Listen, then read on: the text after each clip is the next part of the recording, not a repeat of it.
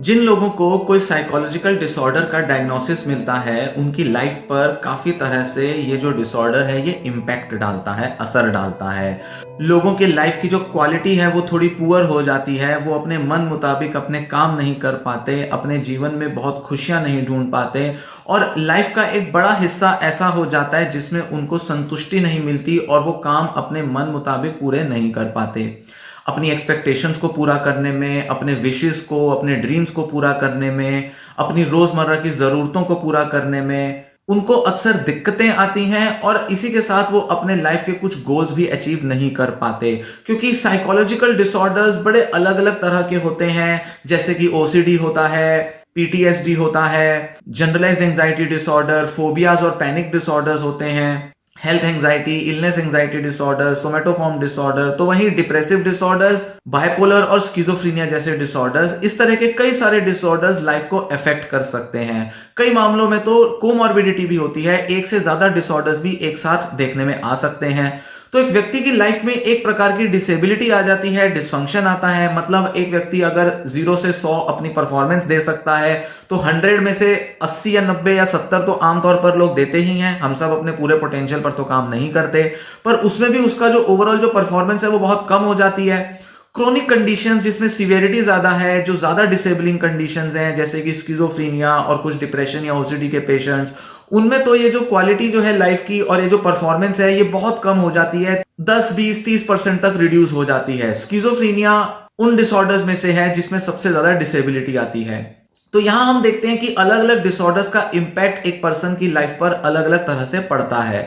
ऐसे में प्रॉब्लम ये आती है कि कई बार जब थोड़ा बहुत रिलीफ दवाइयों की वजह से आ जाता है या पेशेंट थोड़ी बहुत ठीक ठाक कंडीशन में दिखने लगता है, तो एक तो गलत भ्रांति हो जाती है कि शायद पेशेंट पूरी तरह से ठीक हो चुका है, क्योंकि कई बीमारियों में पेशेंट पूरी तरह से ठीक नहीं हुआ होता। आफ्टर ऑल ये बीमारियां जो है वो क्रोनिक नेचर की होती हैं, लंबे समय तक बनी रहती हैं, इलाज भी लंबे समय तक लेना पड़ता है। तो इस गलत फहमी की वजह से कि शायद पेशेंट ठीक हो गया है, एक व्यक्ति अपनी पुरानी लाइफ को बिल्कुल रिज्यूम करने की कोशिश करता है। कई मामलों में तो ये पूरी तरह से हो सकता है, अपनी पुरानी लाइफ को रिज्यूम किया जा सकता है, अपनी वो सारी उम्मीदें, एक्सपेक्टेशंस और लाइफ के जो गोल्स हैं उनको पूरा करने की तरफ आगे बढ़ा जा सकता है। पर कुछ ऐसी बीमारियां हैं या कुछ ऐसे पेशेंट होते हैं जिनको सीवियर लेवल की बीमारियां होती हैं, उनके लिए संभव नहीं हो पाता कि वो अपनी लाइफ को फिर से उसी तरह से जीने का प्रयास करें जैसे कि वो हमेशा से करना चाहते थे। तो ऐसे में जरूरी होता है कि डिसऑर्डर को एक्सेप्ट किया जाए।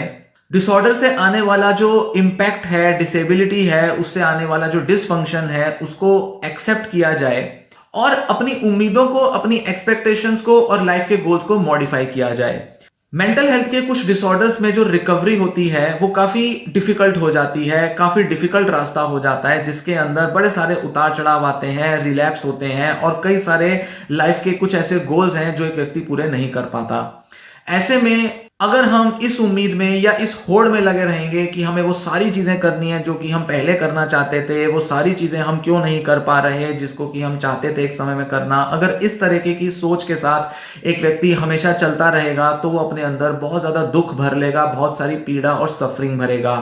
ऐसे में वो कहीं ना कहीं खुद को भी धिक्कारेगा, अपने जीवन को भी धिक्कारेगा और अपने को बहुत ही अनलकी पाएगा। क्योंकि काफी सारे पेशेंट्स ऐसे होते हैं जो पूरी तरह से ठीक नहीं हो पाते, इसलिए जरूरी है कि बीमारी के साथ साथ आप अपनी कंडीशन को एक्सेप्ट करें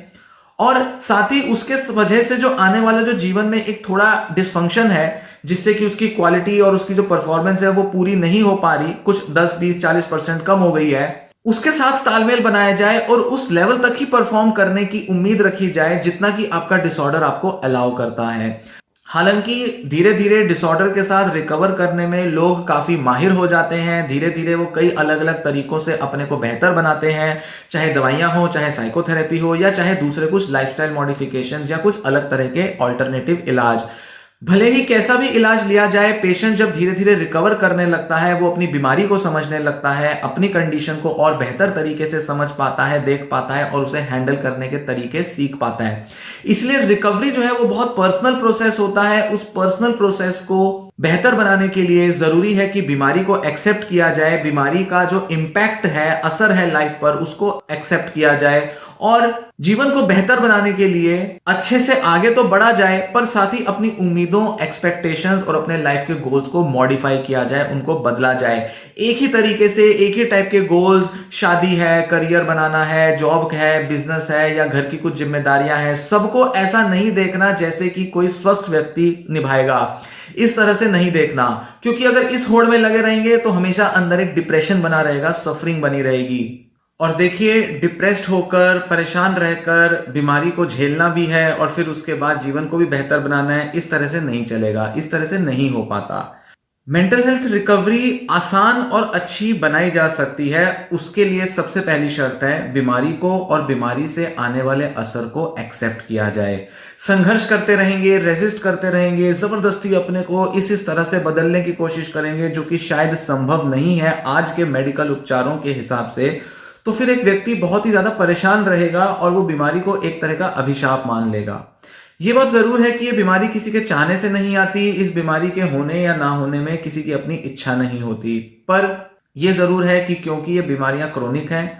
मेडिकल साइंस में चाहे वो किसी भी टाइप का अप्रोच हो, चाहे वो देसी आयुर्वेद होम्योपैथी अप्रोच हो या फिर वो मॉडर्न मेडिसिन, एलोपैथी या साइकोथेरेपी के अप्रोचेज हो, सभी में कुछ मानसिक बीमारियों का पूरा इलाज नहीं है या कुछ पेशेंट्स को पूरी तरह से ठीक नहीं किया जा सकता। मतलब पेशेंट्स को किसी तरह से समझना होगा, डील करना सीखना होगा और उनके फैमिली मेंबर्स को भी उनकी बीमारी के हिसाब से और उस बीमारी की वजह से तो जीवन में जो असर आए हैं उसके हिसाब से तालमेल बनाना होगा। इसीलिए पॉजिटिव एटीट्यूड के साथ रिकवरी को बहुत ही पर्सनल मान के, रिकवरी के लिए जो बहुत स्पेसिफिक और जो जरूरत की चीजें जो कि हर पेशेंट की अलग होती हैं उसको समझकर, पेशेंट की जरूरतों को ध्यान में रखकर अगर बदलाव लाए जाएंगे और एक्सपेक्टेशंस में और अपने जो गोल्स हैं, लक्ष्य हैं जीवन के, उनको थोड़ा बदला जाएगा या ये कहें कि उसमें कॉम्प्रोमाइज लाया जाएगा, तो चांसेस बहुत हाई हैं कि एक व्यक्ति एक अच्छे जीवन की तरफ अग्रसर हो सकता है, एक संतुष्टि से भरा जीवन बीमारी के होते हुए भी गुजार सकता है।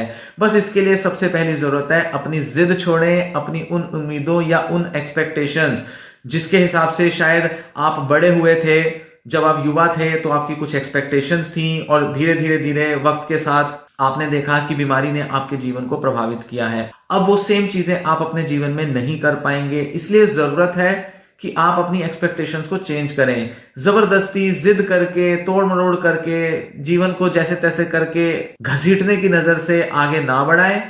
अच्छा जीवन बनाने के लिए रिकवरी को पॉजिटिवली लें, बीमारी को पॉजिटिवली लें। सुनने में अजीब लगता है पर यह जरूरी है समझना। जितना समझेंगे, जितना जानेंगे, उतना अच्छे से रिकवर कर पाएंगे। इसीलिए उम्मीदों के बोझ के तले दबने की बजाय बेहतर है कि अपनी उम्मीदों को बदला जाए, खुद से नए तरह की उम्मीदें रखी जाएं। बीमारी की वजह से जो क्षमताएं मौजूद हैं उन्हीं के साथ अपने जीवन में बदलाव लाकर जीवन को सुखद बनाया जाए।